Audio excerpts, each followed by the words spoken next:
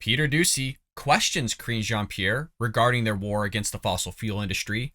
We have a White House press pool reporter completely shellacking Karine Jean-Pierre regarding illegal immigration.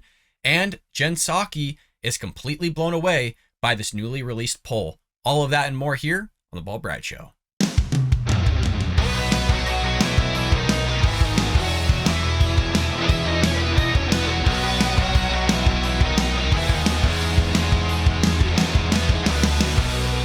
Welcome to The Bald Brad Show. It is Thursday, October 20th, and as always, I couldn't be happier than to spend these fine mornings doing The Bald Brad Show and hanging out with all of you, my friends, and true American patriots, where we come together as a community of conservatives and Republicans, go over the stories of the day, and bring you all the news and information you need to know about. So if you want to join us here at The Bald Brad Show and you haven't done so, what are you doing? Hit that subscribe button. If you're over at Rumble, hit the plus and give us a comment down below. And if you're listening on any of the podcast airwaves, Apple, Google, Spotify, heck folks, you can find us and listen to us anywhere and everywhere. Leave us a lovely 5-star review. Not only would you be supporting conservative, but most importantly, you'd be helping getting conservative thought and ideas out there to new viewers who haven't seen our content or our channel. So your help and support would be greatly appreciated. Hit that like button, but also most importantly, double check to make sure that bell notification icon's clicked, because we have hit almost 17,000 subscribers and 85% of you are not being notified when we upload or go live, which is Monday through Friday, 9 a.m. Eastern Standard Time, with Supernatural Saturdays and a sprinkling of politics on Sunday. Be notified by hitting that bell icon. With that being said, phenomenal video clips here today, and we're going to kick it off here with the gladiator, Peter Doocy, questioning Karine Jean-Pierre regarding their war against the fossil fuel industry. Without further ado, let's go ahead and roll the segment. Okay. Thank you, Karine. So you're asking oil companies to further lower gas prices. What makes you think that they are going to listen to an administration that is ultimately trying to put them out of business? How is the administration trying to put them out of business? We're going to pause it there because this is truly astonishing. She is the White House press secretary, and she can't figure out why the White House would put the fossil fuel industry out of business, predicated on Peter Doocy's question. Well, let's hear it from the horse's mouth himself during the campaign trail against President Donald Trump at the time. Let's go ahead and roll this one. Final would he question. close It down falls. the oil industry? It falls. Would you close down the falls. oil By the way, I industry? would transition from the oil industry, yes. Oh, I would that's transition. a big statement. It is a big statement. That's a big because statement. I would stop Why would you do that? because the oil industry pollutes significantly. I see. Here's the deal. But That's you a can't big do statement. that. Well, if you let me finish the statement, because it has to be replaced by renewable energy over time. And I'd stop giving to the oil industry, I'd stop giving them federal subsidies. He won't give federal subsidies to the gas, to solar and wind. Yeah. Why are we giving it to oil industry? We actually do All give right. it to solar and wind. So there's that clip there, right? Oh, we're not done yet, folks. I mean, technically, you can find a litany of these clips of him saying that he basically wants to end fossil fuel. Let's go ahead and hear it from the horse's mouth once again, here going up against Bernie Sanders for the Democratic nomination. Number one, no more subsidies for fossil fuel industry. No more drilling on federal lands. No more drilling, including offshore. No ability for the oil industry to continue to drill, period. Ends. Number one. Number two. Pretty self-explanatory. He keeps going. I think you guys got the point on this guy's messaging since he's been running for president.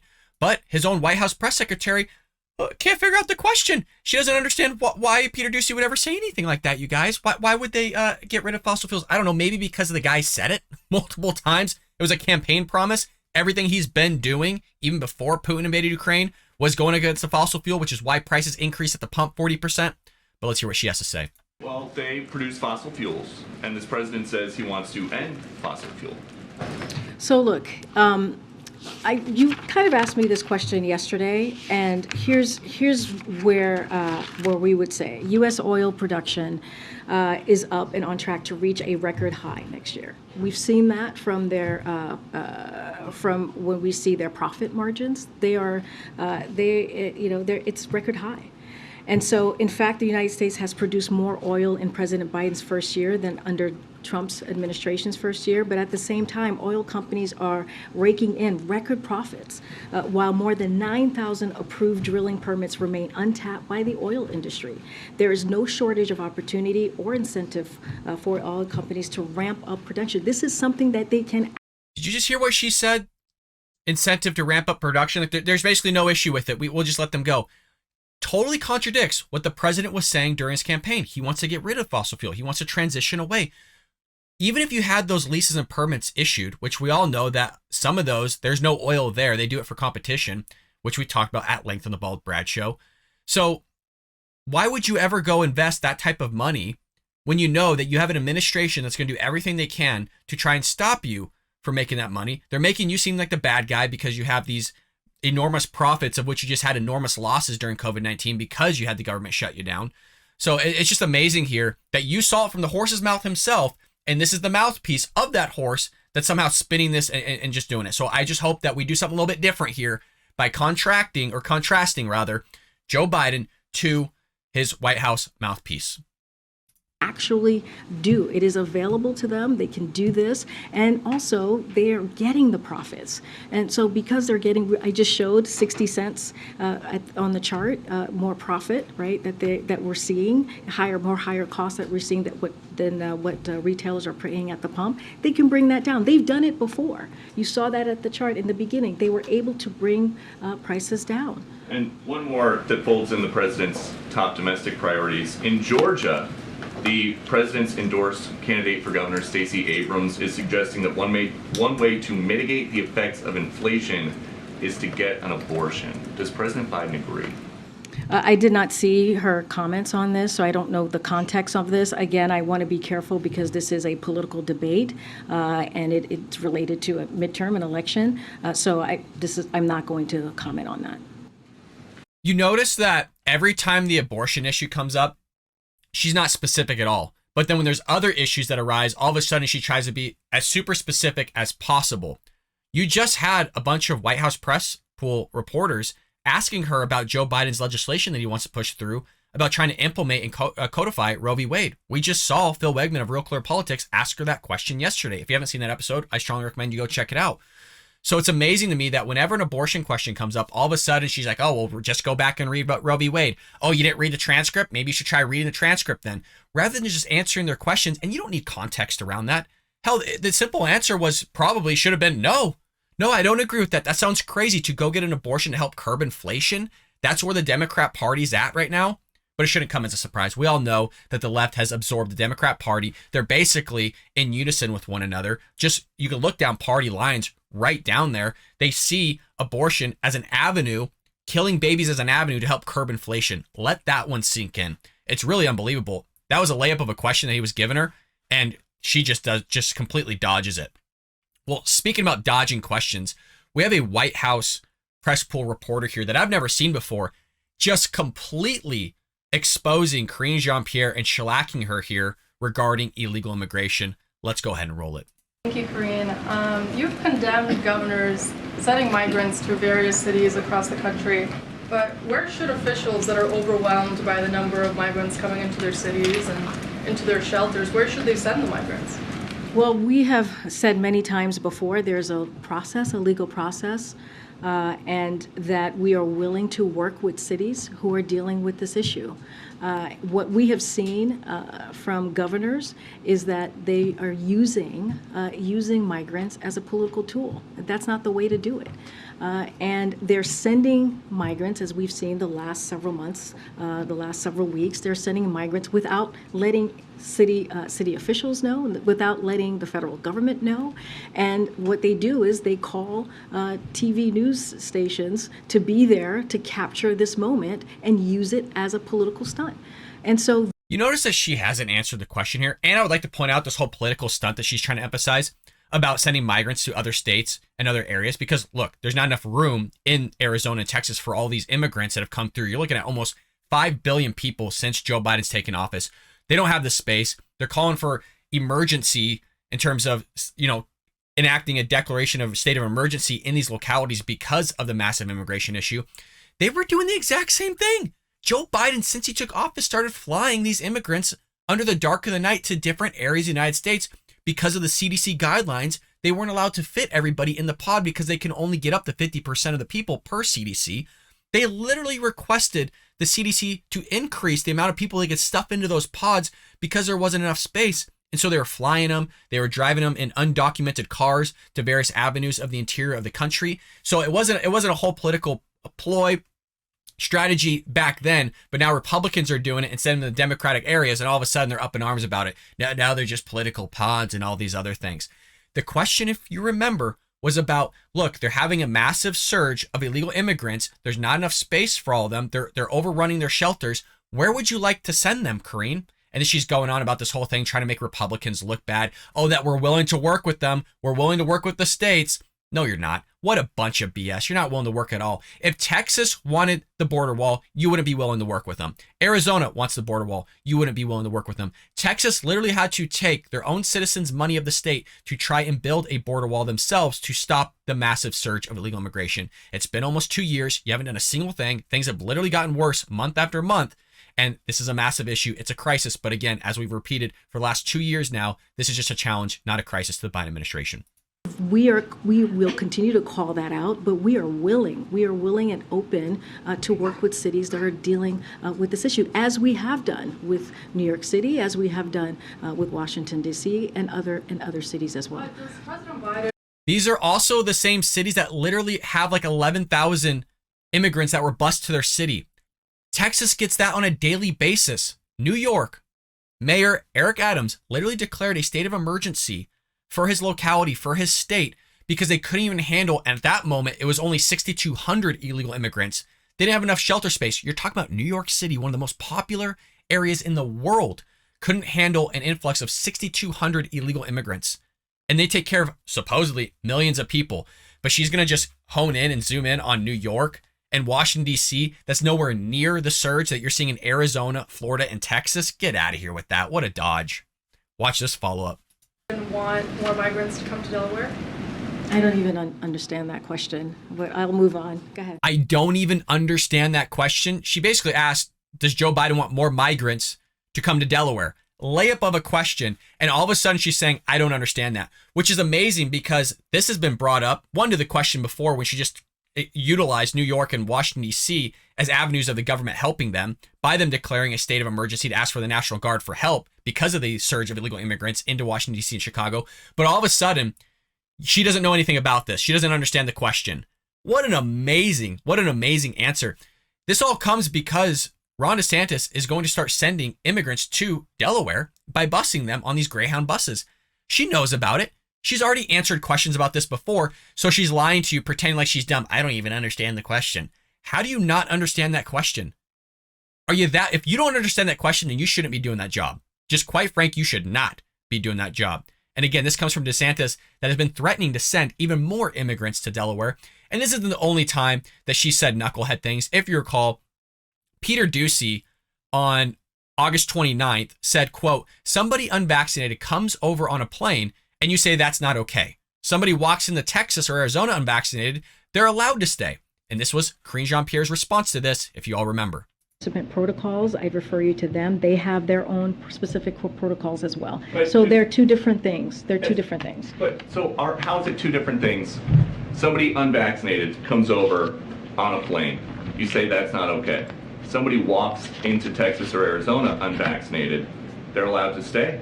Why? But that's not how it works. Like we actually, no. I know that that's not what you guys want to happen, but that is what is happening. But that's not, it's not like somebody walks over and that's not how. Exactly what's happening. Well, Thousands of people are walking in a day. Some of them turn themselves over. Some of them are caught. Tens of thousands a week are not. That is what is happening. So let me just lay out what we have done. There she goes again. Let me just lay out what we've done. Whenever she doesn't have an answer to something, which is basically every question that almost arises, she goes back to what we have done. But if you recall, just yesterday, she's ripping Phil Wegman for asking a question that was supposedly 7 days ago or is a 2 weeks ago question. You got to love this whole thing from this administration. I've never seen a worse press secretary than Karine Jean-Pierre. Jen Psaki sucked, don't get me wrong, but this is probably the worst press briefing secretary of any administration I've ever seen here, folks. And not just this briefing in general, just briefings in general, not just this specific one, but all of them. They suck. They never get their questions answered. They're frustrated just like all of us. We've been doing a show on this for about 2 years now, hit February, and it'll be the same theme going in there for the next 2 years of dodging questions, pushing false narratives, lying to the American public, pretend like you don't understand questions. It's completely baffling that Democrats aren't on board. But maybe some of them are waking up here because we got a new poll out that even Jen Psaki was shocked over these poll results. Folks, this is one you're going to absolutely love here. Make sure you support us by hitting that like and subscribe button. So Jen Psaki, if you recall, the circle back girl, the former White House press secretary that turned to MSNBC talking head, expressed shock on Tuesday that some Democrats will vote for candidates who question the outcome of the 2020 presidential election. Yes, you heard that correctly. That some Democrats will vote for candidates who question the outcome of the 2020 elections. They're probably waking up, you guys, because everybody's looking at Joe Biden going, yeah, this is weird. Donald Trump completely books out entire arenas and football stadiums with thousands of people in standby lines outside. Everything Joe Biden has done, from his presidential campaign to literally being president of the United States, still can't fill a stadium. Still can't get people out. Explain that one to me. The most popular president in American history can't even turn out thousands of people to an arena, where Donald Trump gets it on a monthly to weekly basis every single time. Explain that one to me. Furthermore, you look at this guy talk. He fights with his teleprompter. I know we go through this list all the time. Fights with his teleprompter. Makes up stories about his life that he's been making up literally for decades now. Probably thinks it's real. Literally said his own son died in Iraq. His son did not die in Iraq. It's a litany of things. Still thinks at times that he's vice president or that he's running for senator. He hits golf balls backwards. He falls up flights of stairs. He gets lost going to the Oval Office. You have to have the Easter Bunny out there to chauffeur him around and help him out. He has to have cue cards to tell him to sit down and to stop talking, to ask questions. He has pre-vetted questions from the press. He has yet to get on the White House podium and actually answer the press pool's questions. Again, we're going on 2 years now. I mean, it's thing after thing after thing, and you would think that at some point, as we've been asking for, that Democrats would acknowledge that this guy's not there, that Democrats would acknowledge that they voted in a guy that's senile, that Democrats would acknowledge their mistake that they put in place. Look, we all acknowledge as Republicans and conservatives here on the Bald Brad channel that Donald Trump says idiotic things every now and then, but he didn't do idiotic things. Joe Biden says and does stupid things. So maybe Democrats are waking up. So from this poll, this was what Jen Psaki posted on Twitter. She said, holy moly, CNN/New York Times poll, quote, more than a third of independent voters and a smaller but noteworthy contingent of Democrats said they were open to supporting candidates who reject the legitimacy of the 2020 election, end quote, as they focus on economic issues. So what she's saying is that the going against or rejecting the legitimacy of the 2020 election isn't on the top tier issues, or isn't one of the major top tier issues of Americans, whereas the economic issues of basically inflation and the change in their pocketbook have fluctuated. That's where they're at right now. In other words, they're the countertop issues, the kitchen table issues. If you notice, I made the joke there from Joy Behar of the View that she made a while ago. Countertop issues, kitchen table issues. It's unbelievable. Well, the New York Times Siena poll discovered that nearly 40% of voters, registered voters to be specific, are open to supporting candidates who question the outcome of the 2020 election results. Breaking down those results along demographic lines, get this. This one doesn't come as a shock. 71% of Republican voters said they were open to supporting such candidates. I actually think it's a little bit higher than that. While 37% of independent voters said they would as well. And then you have 12% of Democratic voters who also admitted they were open to supporting those candidates. Now, there would be a little bit of hypocrisy coming from the Democratic aisle if you said, I wasn't. So you have a huge margin of Democrats that aren't in support of somebody that oppose the 2020 elections, when we've seen for decades now Democrats opposing elections. I don't know, who was the last one? I don't know, maybe Hillary Clinton. She wrote an entire book on it. How about that one? Or, I don't know, Stacey Abrams of Georgia still thinks that she's the governor or running for governor or was elected as governor of Georgia. It's unbelievable. So just the hypocrisy there coming from the Democrats. But hell, at least 12% of them woke up. Am I not wrong, folks? Meanwhile, the poll found that 71% of registered voters believe American democracy is under threat versus 21% of registered voters who do not. Now, this is where you get into certain biases in what we call surveys or observational studies, which is what these polls are. Again, I teach statistics. So the 71% of registered voters who believe American democracy is under threat, you would expect that number to be high because you're going to have independents, you're going to have Republicans and Democrats flowing into this because it's such a generalized question that everybody would think that the democracy is under threat because Republicans think that democracy is under threat from the Democrats, and Democrats think the democracy is under threat from the Republicans because of January 6th, and we think it's under threat because of just the ideology of the Democrat Party being absorbed by the progressive left and Joe Biden being in office. So you would expect that number either to be 71% or hell, even higher. So I don't know where those 21% of registered voters are, but hell, they might be living under a rock. The results of the poll suggest that American voters are susceptible to Democratic rhetoric that claims Republicans are threatening American democracy, which is what I just stated. But the results also prove that the rubber meets the road. Voters are apathetic to the alleged threat, or they do not believe that questioning election outcome endangers democracy. At the very least, it shows voters care more about or most about the issues like the economy, inflation, and crime, of which is all just going down the drain under the Democrat Party. Remember, they're the defund the police party, they're increase inflation party, and they're destroy your economy party. That's really what they are. Quote, I don't believe that their opinion on whether or not the election was, quote, unquote, stolen is important. I'm far more concerned about their stance on policies that actually matter. This comes from one independent voter who told the Times. And how do you feel about the state of the economy? So they're more, as you should be, on policies rather than what people say. But that's not how they voted in the last election. They voted because they were upset with Donald Trump's tweets.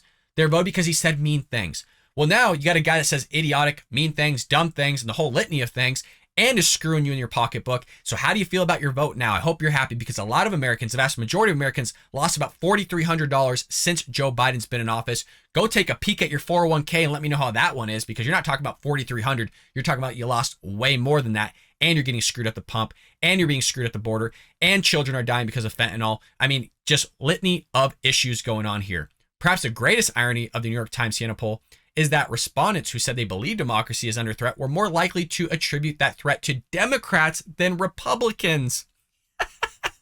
Let that one sink in, Joe Biden. Let that one sink in, Stacey Abrams. Perhaps the greatest irony, I'm going to repeat this, of the New York Times Siena poll is that respondents who said they believe democracy is under threat were more likely to attribute that threat to the Democrats than Republicans.